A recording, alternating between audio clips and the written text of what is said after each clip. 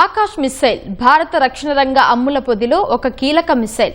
ఉపరితలం నుంచి గగనతలంలోని లక్ష్యాలను ఛేదించగల ఈ సూపర్సోనిక్ మిస్సైల్ రూపకల్పనలో కీలక భూమిక పోషించారు ఖమ్మం జిల్లా మదిరకు చెందిన శాస్త్రవేత్త జి చంద్రమౌళి. డిఆర్డీఓ డిఆర్డీఎల్లో పనిచేసి రిటైర్ అయిన ఆయనను పద్మశ్రీ వరించింది. రక్షణ రంగ పరిశోధనల్లో ఆయన సేవను గుర్తించిన కేంద్ర ప్రభుత్వం ఈ పురస్కారానికి ఎంపిక చేసింది. ఈ సందర్భంగా విశ్రాంత శాస్త్రవేత్త జి చంద్రమౌళితో ప్రత్యేక ముఖాముఖి. కేంద్ర ప్రభుత్వం ప్రకటించినటువంటి పద్మ పురస్కారాలు ఈసారి చాలా విశిష్టంగా ఉన్నాయని చెప్పొచ్చు.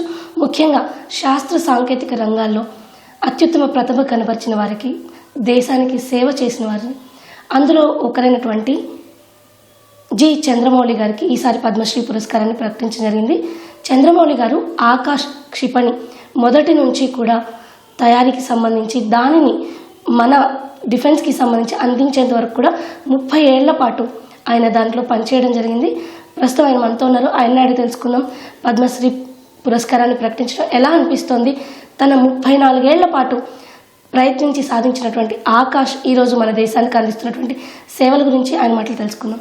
నమస్తే సార్. నమస్తే. సో ముందుగా కంగ్రాచులేషన్స్. ఈటీవీ తరపున ప్రత్యేకంగా మీకు శుభాకాంక్షలు తెలియజేస్తున్నాం. సో పద్మ పురస్కారాలు నిజంగా చాలా విశిష్టమైన సేవ, దాని గుర్తింపుగా ఈరోజు మీకు ఈ అవార్డు దక్కడం జరిగింది. ఎలా అనిపిస్తోంది? చాలా గ్రేట్గా ఫీలింగ్ ఉందండి. ఇది దేశంలోనే చాలా తక్కువ మందికి అరుదైన పురస్కారంలో ఒకటి. సో అది నాకు రావడం చాలా గర్వకారణంగా ఉంది.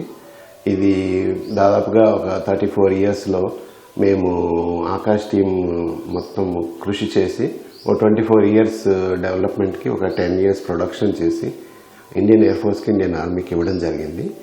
సో దాని రీసెంట్గా ఆపరేషన్ సింధూర్లో వాడి పర్ఫార్మెన్స్ వరల్డ్ క్లాస్ అని డిక్లేర్ చేశారు. సార్, ఆపరేషన్ సింధూర్ టైంలో నిజంగా ఆకాష్ని వినియోగించుకోవడానికి చాలా బాగా సద్వినియోగం చేసుకున్నామని చెప్పొచ్చు. ఇది ఇంత ప్రాపర్గా వర్క్ చేయడానికి మీరు 34 ఏళ్ల పాటు కష్టపడ్డారు.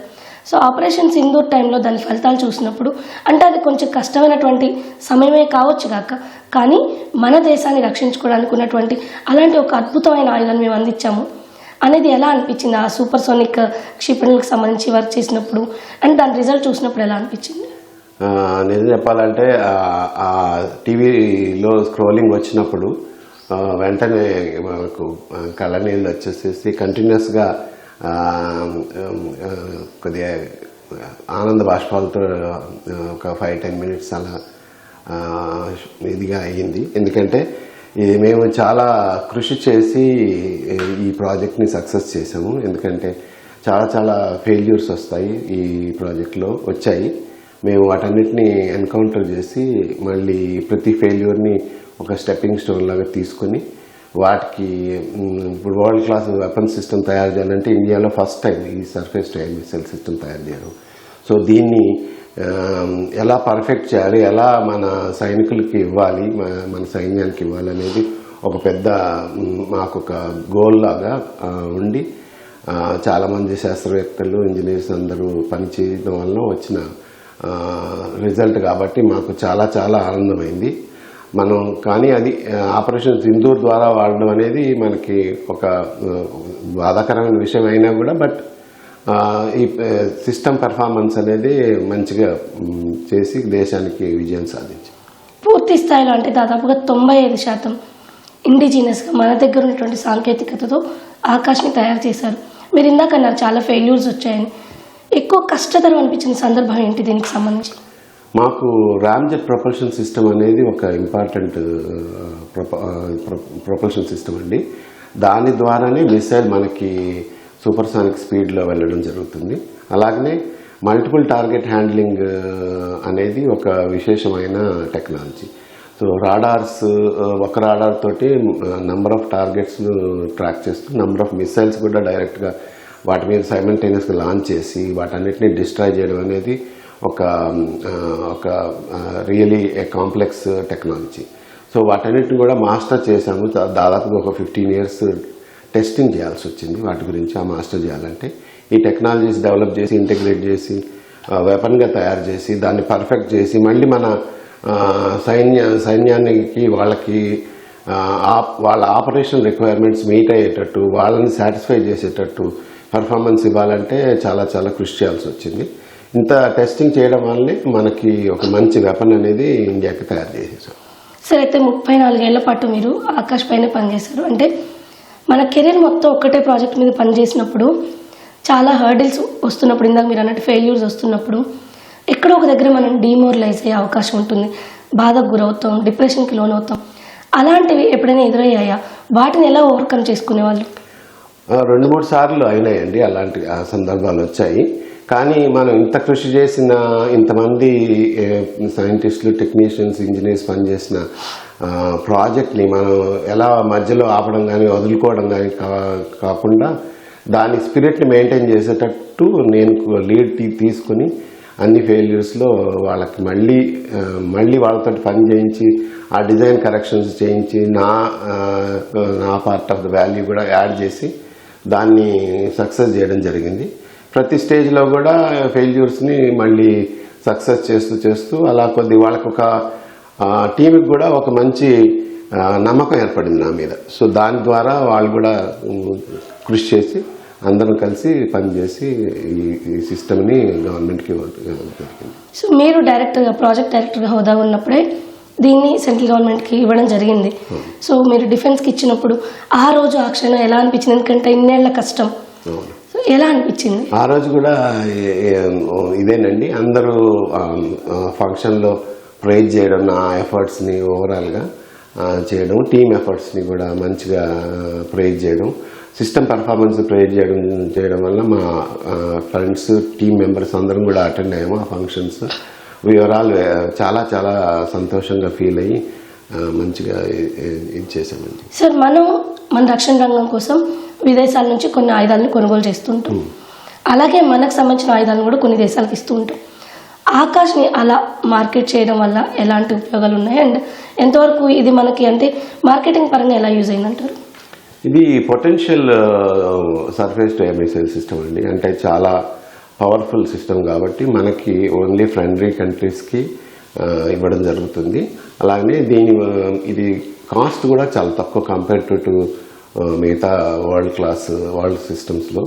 సో మనకి ఫారెన్ ఎక్స్చేంజ్ బెనిఫిట్స్ అన్నీ వస్తాయి ఈ సిస్టమ్ని ఎక్స్పోర్ట్ చేయడం వల్ల. అలాగనే మన ఇండస్ట్రీ వాళ్ళకి రెవెన్యూ కూడా వచ్చి మనకు బాగా యూస్ఫుల్ అవుతుంది కంట్రీకి ఎకనామికల్లీ, తర్వాత మన అడ్వాన్స్డ్ టెక్నాలజీ వైజ్. సార్, ఒక గ్రామీణ ప్రాంతం నుంచి వచ్చి సైన్స్ అండ్ టెక్నాలజీలో అందులోనూ డిఆర్డిఎల్ లాంటి సంస్థల్లో పనిచేయడం ఎలా అనిపించింది? మీ బాల్యం గురించి అప్పట్లో ఎప్పుడైనా అనుకున్నారా ఇలా పనిచేయాలి, శాస్త్ర సాంకేతిక రంగం వైపు వెళ్ళాలి అని? మాది మదిర టౌన్ అండి, ఖమ్మం డిస్ట్రిక్ట్. అయితే చిన్నప్పుడు నుంచి మాకు స్కూల్స్ దగ్గరలో ఒక గ్రంథాలయం ఉండేది, లైబ్రరీ. సో ఆ లైబ్రరీలో మంచి మ్యాగజైన్స్ వచ్చేవి అనమాట. ఆ magazines illustrated weeklies, atlas kind of world atlas అవన్నీ చూడడం వలన స్పేస్ గురించి కొన్ని బుక్స్ వచ్చేవి. సో వాటిని కొద్దిగా ఎవ్రీడే ఈవినింగ్ టైంలో వెళ్ళి చూడడం వలన ఒక కైండ్ ఆఫ్ ఇన్స్పిరేషన్ రావడం జరిగిందండి. సో దాని ద్వారా కొద్దిగా ఒక ఈ యూనివర్స్ గురించి, ప్లానెట్స్ గురించి చూడడం వల్ల కొద్దిగా ఈ ఫీల్డ్లోకి ఒక ఇంట్రెస్ట్ ఉంది అని ఏర్పడింది అది. సార్, చివరిగా పద్మశ్రీ పురస్కారం కూడా అందుకోబోతున్నారు. దీని ద్వారా అంటే సైన్స్ అండ్ టెక్నాలజీ రంగంలో విశేష సేవలు అందిస్తే గనక మన దేశానికి ఎంత మేలవుతుందనేది మీరు ఒక ఉదాహరణగా కూడా చెప్పొచ్చు. ఇప్పుడున్న కొత్త జనరేషన్కి మీరేం చెప్తారంటే మన రక్షణ రంగం వైపు పనిచేసే అవకాశం ఎలాంటిదని మీరు చెప్తారు? దాని గురించి ఏమంటారు?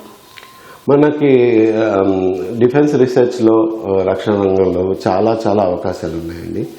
ఈ అవకాశాలన్నీ ఇప్పుడు మనం దేశాన్ని రక్షించుకోవడానికి డిఫరెంట్ వెపన్స్ కావాల్సి ఉంటుంది, ఎయిర్ క్రాఫ్ట్స్ కావాల్సి ఉంటుంది, సబ్మెరీన్స్, తర్వాత మిసైల్స్ అన్నీ అవసరం ఉంటాయి. వీటన్నిటిలో కూడా డిఆర్డిఓలో రీసెర్చ్ జరుగుతూనే ఉంది అన్ని ఏరియాలో. అన్నిట్లలో చాలా వరకు పైకి వచ్చి కొన్ని ప్రోడక్ట్స్, సిస్టమ్స్ ఇండియన్ ఆర్మడ్ ఫోర్సెస్కి ఇవ్వడం జరిగింది. సో వీటి ఎక్స్పీరియన్స్ తోటి యంగ్ సైంటిస్టులు ఎంతమంది వచ్చినా కూడా వాళ్ళకు ఒక ఇన్స్పిరేషన్గా, ప్లస్ వాళ్ళకు ఒక కొత్త టెక్నాలజీ మీద పనిచేయడానికి అవకాశాలు అన్నీ కల్పించడం జరుగుతుందండి. Thank you sir, thank you so much. మరోమారి మీకు ప్రత్యేకంగా శుభాకాంక్షలు తెలియజేస్తున్నాం. థ్యాంక్ యూ ఈటీవీ ప్రేక్షకులందరికీ నా రిపబ్లిక్ డే శుభాకాంక్షలు అండి. నమస్తే సార్. సో ఇది పద్మశ్రీ పురస్కారం దక్కడం చాలా సంతోషంగా ఉందని, అదేవిధంగా రక్షణ రంగానికి సంబంధించినటువంటి పరిశోధనలకి ఎంతో ప్రాముఖ్యత ఉంది. ఇటువైపు ఎన్నో అవకాశాలు కూడా కొత్త జనరేషన్కి ఉన్నాయి అంటున్నారు చంద్రమౌళి గారు. కెమెరా పర్సన్ దేవేందర్తో రమ్య, ఈటీవీ న్యూస్, హైదరాబాద్.